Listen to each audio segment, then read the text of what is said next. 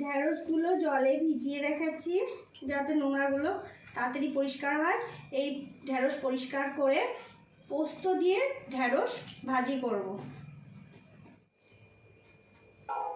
ঢেঁড়সগুলো পাতলা পাতলা করে কেটে নেব এমনি করে।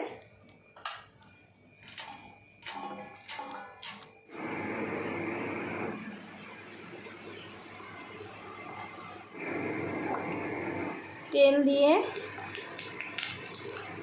রসুন আর কাঁচা লঙ্কা ফোড়নে দেব। কাটা ঢেঁড়সগুলো সব তেলের উপরে দিয়ে দিলাম। এই ঢেঁড়স ভাজিতে পরিমাণ মতো নুন আর হলুদ দিয়ে ভালো করে ভেজে নেব। এই পোস্ত বেটে নেব। এর ভিতরে লঙ্কা আর একটু আদা এগুলো একসঙ্গে পেস্ট করে নেব।